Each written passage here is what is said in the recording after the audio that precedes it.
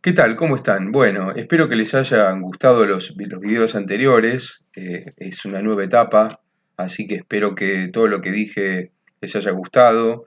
Me entusiasmaron algunos comentarios, así que les agradezco todos aquellos que comentaron. Les pido también algo, que todos los que comentan en Facebook o en Twitter, por favor lo hagan acá abajo, ¿sí? Acá abajo, en el propio YouTube, porque eso me ayuda mucho. También si le pueden dar like, le pueden dar me gusta, realmente sería siempre una ayuda, ¿no?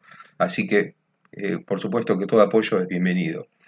Hoy me quiero referir a un tema que me propuso un amigo, un gran amigo, tiene una gran visión de estas cosas, Octavio Palazzo.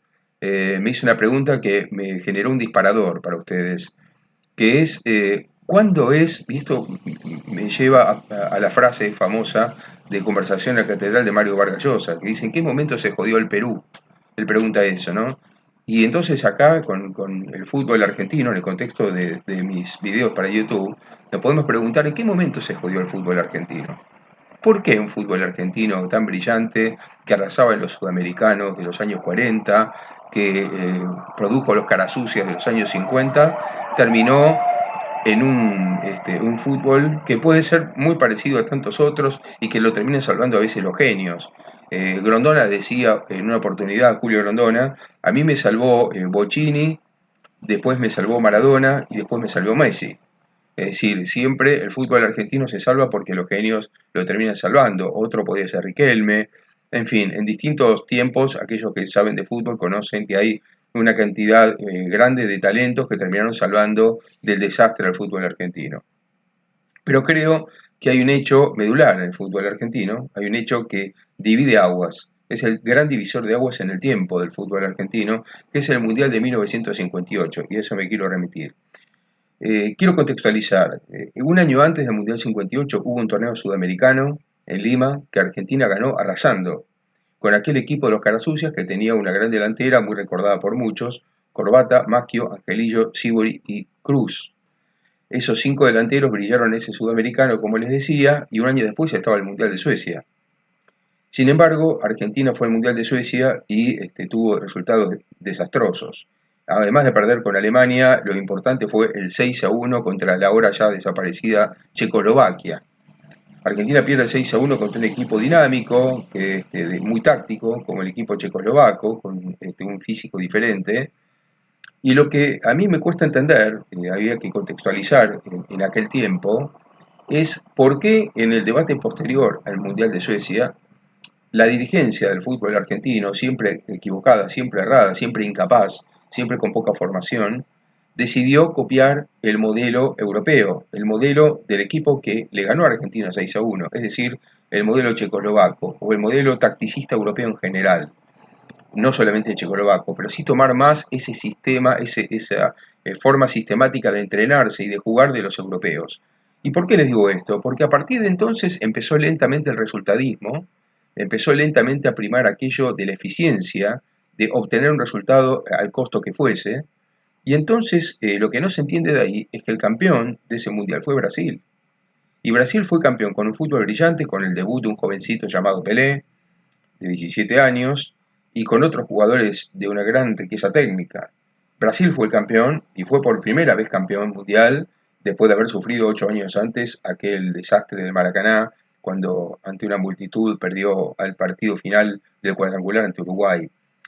¿Por qué no se copió el modelo del vecino en todo caso? Si el fútbol más precioso, el fútbol más lindo, fue el que mejor resultado dio, y tanto se habla de la eficacia y del resultado, en cambio, un fútbol sudamericano, como era el argentino, con tanta creatividad, con tanto talento, terminó copiando un sistema que no tenía nada que ver con nosotros. Ninguno de nosotros en Argentina, cuando sale a la calle, pide en la esquina una salchicha con chucrut. No la pide, porque no es nuestra idiosincrasia. Nosotros no pedimos una salchicha con chucrut. Les quería contar una anécdota de un amigo que es músico, que vivió muchos años en Alemania, en Friburgo.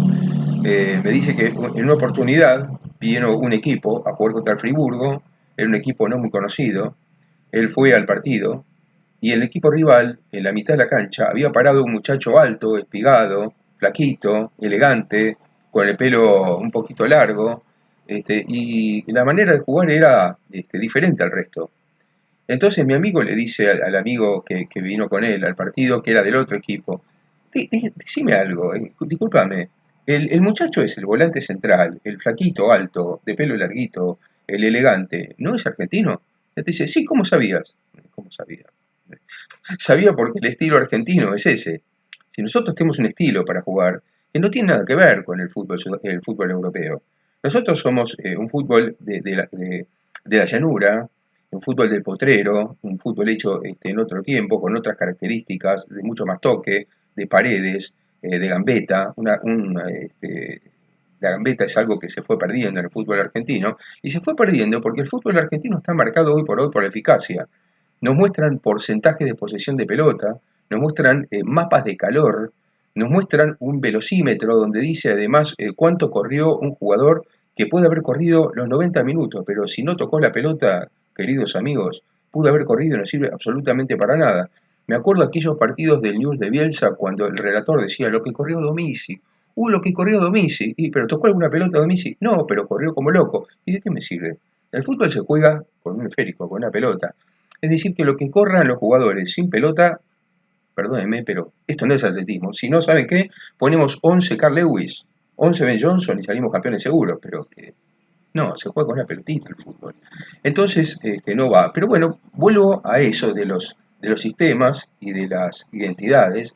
Y el fútbol argentino, insólitamente, porque hay que decirlo así, copió, por una cuestión exitista, porque era el que nos había ganado 6-1, un sistema que no tenía nada que ver con el propio. Me cuenta Esteban Beckerman, un gran historiador del fútbol, y después lo pude ver, pero él cuenta una etapa muy interesante del fútbol argentino, que es la etapa posterior al Mundial 58, cuando hubo importantes situaciones de rebeldía. Eso aparece en el libro La pirámide invertida de Jonathan Wilson, referido ahí, pero bueno, él cuenta que hubo una cantidad de rebeliones de jugadores del fútbol argentino, post Mundial 58 me refiero, acostumbrados a jugar de otra manera, a jugar de una manera más creativa, diferente. En el fútbol argentino de antes, del 58, los volantes ofensivos eran volantes ofensivos. Se jugaba con wings y se jugaba con un 9 que podía ser más adelantado, más retrasado, pero era un 9. La característica del 9 era que jugaba de 9. Es más, si ustedes toman para aquellos que son más jóvenes y que me están viendo, alguien que tiene menos de 45 o 40 años, y habla habitualmente en la cancha o en el bar o en su casa, con algún familiar, con un amigo, con algún conocido, con algún compañero de trabajo, de colegio, sobre fútbol, sobre táctica, sobre sistemas, se va a dar cuenta que los mayores de 45 años tenemos tendencia a hablar de números en la espalda. Es decir, para mí, en general, el 4 es un 4, es un lateral derecho. El lateral izquierdo es un 3. ¿De qué jugás? De 3, de 4, de 9, de 5, de 8. Y no está mal eso, porque esas posiciones era por característica de los jugadores.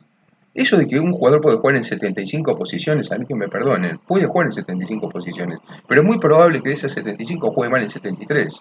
El marcador de punta, lo que hoy llaman lateral derecho o lateral izquierdo, en general se va al ataque muchas veces, pero ya si se va al ataque muchas veces, primero que no sorprende casi nunca, y segundo, es probable que cuando llegue al fondo tire mal el centro, o no sepa cómo resolverlo, o tiene que descargar la pelota en algún compañero que sepa un poco más. Porque, lo decía en un video anterior, el fútbol argentino, lo que terminó pasando después de 1958, es que empezó a jugar un fútbol pensado especialmente en el negocio, en lo económico. ¿Por qué? Porque los dirigentes del fútbol argentino, aunque el equipo, la selección argentina, estuvo aislada de los mundiales prácticamente de 1930, porque en 1934 su participación en Italia fue testimonial, hubo un solo partido y quedó eliminado, así que no se puede decir que participó plenamente, es decir, que estuvo aislada casi 3 décadas de un mundial. El fútbol argentino era distinto.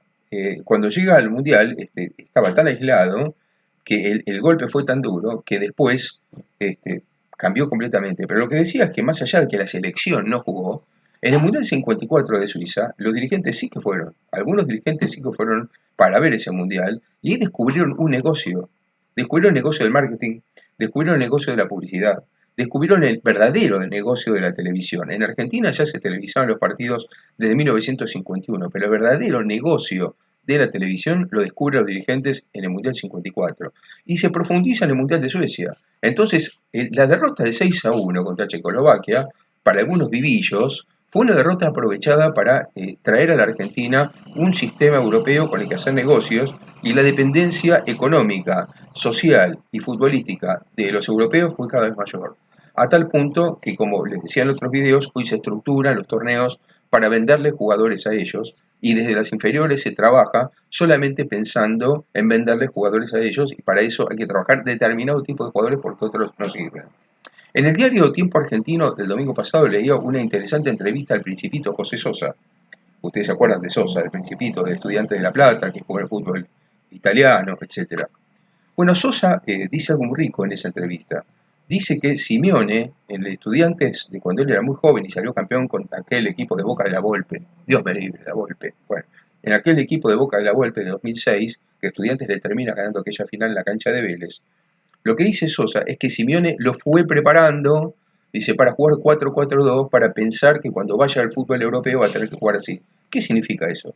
Eso significa que el fútbol argentino fue perdiendo el estilo, fue perdiendo la identidad bastante, fue perdiendo muchas cosas de las que tenía hasta 1958, porque después necesitó venderle jugadores a los europeos y empezó a depender de ellos. Y la dependencia con la globalización se hizo mucho mayor, con todas estas cosas que aparecen ahora en los medios como la televisión, el mapa de calor y todo lo demás. Todo eso, todo ese tipo de aditamentos son el resultante de años y años de dependencia cada vez mayor.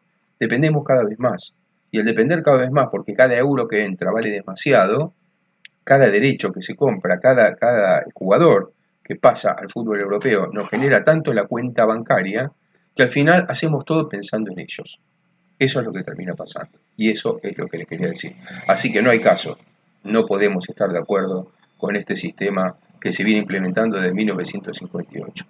Así que ahí creo yo que se empezó a joder el fútbol argentino. Bueno, les quería comentar también algo. Yo tengo un libro que salió en 2016, que acá lo pueden ver, que se llama AFA, el fútbol pasa, los negocios quedan. Este libro, en estos tiempos, igualmente se puede conseguir porque ustedes pueden entrar a la página de autoría y ahí se vende el libro, lo pueden comprar. Ahí está toda la historia del fútbol argentino, tomando a la AFA como institución y las relaciones entre la AFA y los gobiernos de turno, desde que el fútbol es fútbol de Argentina en 1871 hasta que el libro, lógicamente cierra porque en algún momento hay que pararlo, y el libro se cerró, se terminó de editar justo antes que Chiqui Tapia asumiera como presidente de la AFA. Así que hasta ahí llega esta relación entre la AFA y los gobiernos de turno. Y por supuesto nos metemos con la selección argentina. Así que si ustedes lo quieren comprar, lo pueden comprar allí. Y como les decía al principio, por favor, si a ustedes les gusta lo que digo, si quieren apoyar estos videos, que sería muy bueno en estos tiempos, por supuesto, son bienvenidos. Por favor, acá abajo tienen la posibilidad de opinar, de darle like o darle me gusta. Y también si pueden promocionarlo en las redes sociales, en Twitter, en Facebook, en todas las redes, y también suscribirse. Aquellos que puedan, suscriban, porque si se suscriben también van a apoyar mucho. Muchas gracias, hasta la próxima. Chau, chau.